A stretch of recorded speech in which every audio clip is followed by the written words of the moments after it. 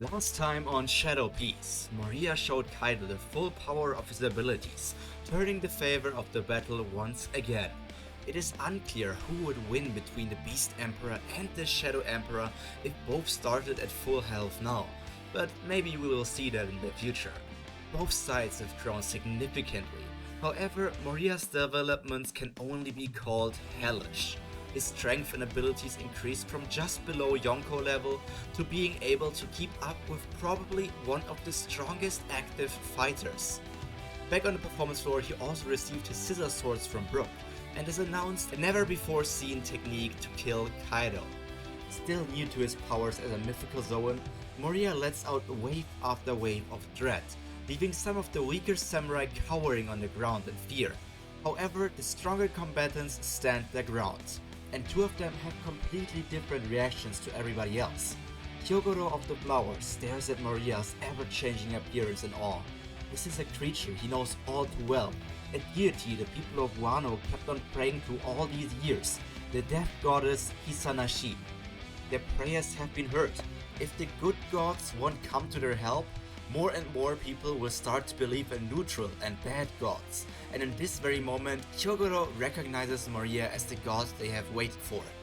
All these wishes of being free, of getting rid of Orochi, of bringing back nature, and so much more. He met Moria in the prison for the first time. Back then, he already gave the people of Wano hope, together with Momonosuke, but now it means a lot more. This is a story of inherited will. Hisanashi may only be a Zoan fruit, but these devil fruits have a will of their own, and if people pray to her, she gets attracted to that location. All these years, even when Moria fought Kaido in Wano for the very first time, he was at least somewhat acting to the will of what he thought was the Kage Kage no Mi, or the Shadow fruit. However, in the end, Moria is his own person. He could have changed his path whenever he wanted to. It just happened so that his own will and the will of the Death Goddess aligned. Saving Wano and dealing with Kaido goes hand in hand. A twist of fate no one expected, but the world has a way of working out its own problems, and now we are in this very situation. Just like Hyogoro, Ryuma, and even older samurai knows about the existence of Hisanashi, and he finally starts to understand why he was able to return to the world of the living.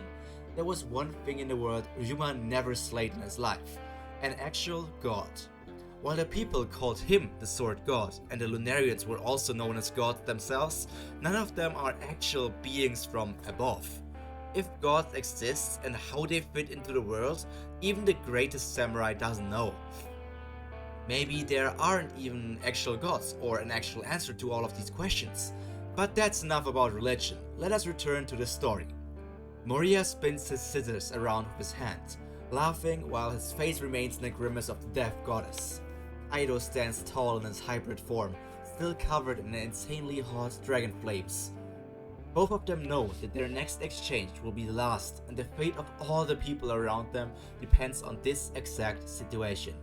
While this is going on, the scene of the Wano civilians lighting their lanterns and sending them into the sky is happening.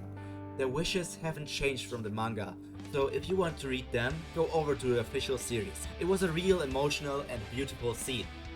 Kaido and Moria charge at each other, one with his claws enveloped in insanely hot flames and advanced armament and Conqueror's Haki, and the other with an open scissors surrounded by shadows, advanced armament and Conquerors. Your parents may have taught you to never run with scissors in your hands, but someone of Moria's level should be fine. Over the course of the battle, the two captains became more and more synchronized. The long relationship might have played a role in this happening as well. Because of that, even in the very last exchange, they hit each other with their attacks at the exact same time. One final Destroyer of Death Thunder Bagua connects with Moria's face, sending him flying and crashing into the walls of the performance floor. Quickly, Perona flies over to him to look at how he's doing. When she arrives, she's scared. Right now, she's very emotionally fragile, but seeing the reaction and the confidence of her captain makes her cry tears of joy. Slowly, he gets up from the crater his crash created, and the first thing he says is, "Morta's afraid of life." His scissors are closed, and it seems like he cut something. However, no one can spot what has been sliced. That is, until Kaido drops on the ground. Then, finally the monster has been killed, and the true monster, the true winner has been decided. Victor, Gecko Moria, the Shadow Emperor, and the new strongest creature in the world. Killing Kaido is what Moria always planned to do, and with finally cutting through Kaido's life thread, he won. He got the revenge for his Nakama, but he didn't forget what he promised to Hisanashi. Onigashima is dropping at a significant pace. Without Kaido's flame clouds, the island can't continue flying, so Moria has to act fast. The oversized lizard is needed as a guardian for the next era, and thus he still needs to live. Mink Doctor, give me a sewing needle. After recovering from seeing two beasts fight, Miyagi, the goat Mink Doctor, quickly pulls out a needle from his equipment and hands it over to Moria, even if he doesn't understand what he wants to do. Moria fiddles around with the needle in the air. Nobody, not even the strongest fighters, can see or understand what he is doing. But for us, it is visible. With high precision, Gecko Moria reconnects Kaido's thread, and after just a few seconds, a heartbeat can be heard again. The people look in the direction of the sound, and much to their surprise, the captain of the Beast Pirates is slowly getting up until he sits in the place of his defeat. I lost, and you ended my life. So, why am I still here, Moria? This would have been a great death. Exactly what I have been looking for. Kaido is experiencing a lot of different emotions in this situation. He's happy about his death, but being alive again, it's like he didn't die. He's sad and angry, but he's also conflicted about everything else. Plus, wouldn't his death be better for the people of Wano? He doesn't really understand Moria's decision making. Personally, I want you dead, Kaido. But someone made me promise to keep you alive. And denying your wish for a great death is also quite entertaining. Now that you are the loser, you have to follow whatever I order. And for the sake of the future of the world, you have to stay in Wano. Not only as a guardian, but as an ally for the people. Stop your weapon production, free the people, and live as equals. That is what I order you as the winner of this war. Moria stretches out his hand towards his longtime nemesis to help him stand up, and to everyone's surprise, Kaido accepts it. There they are, shaking hands after everything that happened.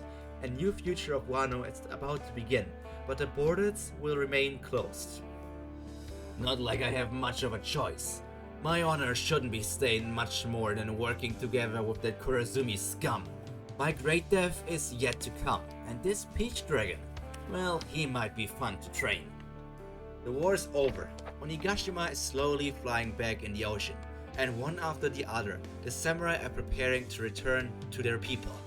But before all of them go back, Momonosuke, his sister, and the Scarabs plus Izo fly back to the Flower Capital and announce the freedom of Wano and the comeback of the Kozuki family, just like in the manga. Everybody cheers, their prayers, their wishes, everything has come true, and they are once again free. Even with Kaido remaining, the country is changing to the better, and their suffering has ended. As one country united, they celebrate the entire night. Later, the samurai and yakuza also join them, together with all three pirate crews, Thriller Bark, Heart, and Kid. In addition of Yamato, a lot of people are there to make a big party. Kaido remained back on Onigashima with his crew, seeing who is still alive and tending to the wounded. This is the end of an arc. With this, the Wano arc has officially ended, and we will enter the post-Wano arc. Straying from the path of the original One Piece, we will see how Moria's adventure will continue. We won't head to Egghead Island yet, or maybe we will never.